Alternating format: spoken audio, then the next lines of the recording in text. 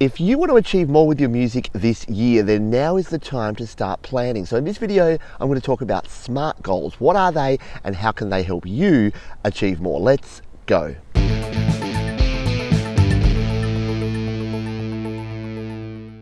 Hi, my name is Pete. This is Studio Live Today, where I help you create, record, and release your best music. And in this video, we're talking less about the practical side, which we do a lot of here on the channel, and more about the strategic side, which is how we can set goals to actually be able to achieve more with music. So let's dive in and talk about what exactly is a SMART goal, how do we set one, and how do we use it to measure our progress in creating music. The concept of SMART goals primarily comes from the business world, and like most things from the business world, it is an acronym. So SMART stands for specific, measurable, achievable or actionable, realistic and time-bound. So SMART goals is about setting goals that meet these 5 criteria, which we'll talk about right now. The first component of SMART goals is S for specific, and that means making sure your goals are as specific as possible. So what's an example of a non-specific goal? Well, it's I want to get better at playing guitar this year, or I want to be a better songwriter. If you flip that around and make that specific,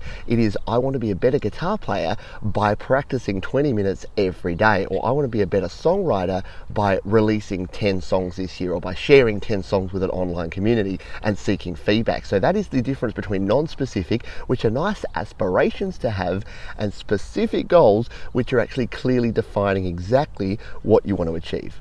The second component is M for measurable, and measurable is what we were talking about in the last one, which is that instead of saying I'm going to practice the guitar every day, say I'm going to practice guitar for 20 minutes. Then you can actually tick it off when you hit that 20-minute mark. The same with your songwriting.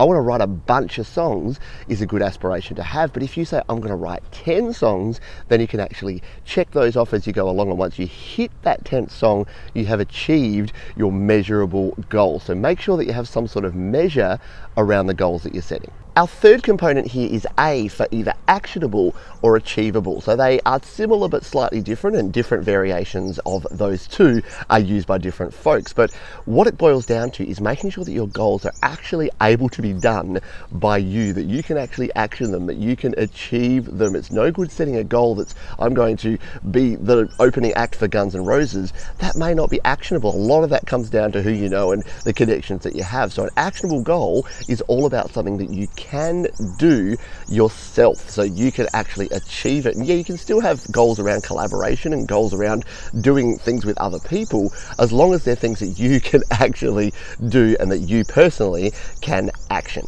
Number 4 is R, which is for realistic, and this is similar to the achievable and the actionable, but it means that your goals are actually things that you can realistically achieve. It's nice to have aspirations, as we talked about before, which are those stretch goals, or those what we call a BHAG, a big, hairy, audacious goal, but making sure that you're setting your SMART goals as realistic means that they're things that you're actually going to be able to achieve. It is much better to achieve something that is realistic than to set something unrealistic and unsustainable that you can't do. So if you're saying I'm going to practice for an hour a day, that's a really nice aspiration, but how many of us have an hour a day to work on our music?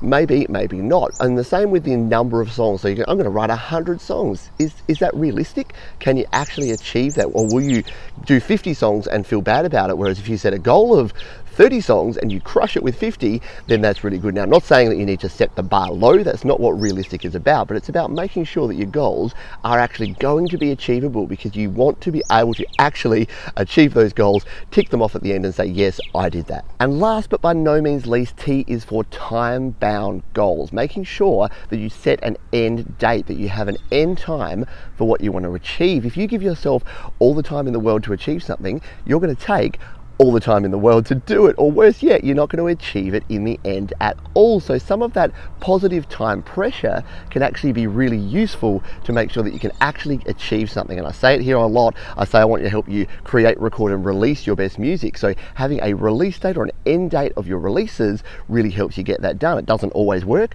I'm 3 days over on releasing a song myself, but at least I have that. I know that that's what I should be doing. So T, time bound, is a good way to make sure that you're getting things done and you're getting them by a certain time.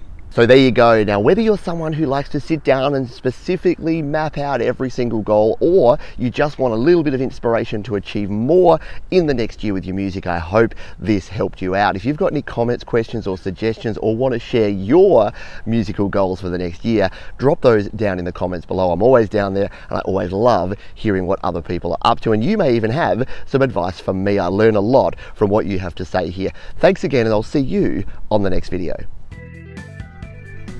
Hey, thanks for sticking around. We've got 2 more videos linked right down below where you can check out even more content here on the channel. You can also subscribe by clicking on the Studio Live Today icon in the top right corner, or head on over to studiolivetoday.com for even more audio goodness.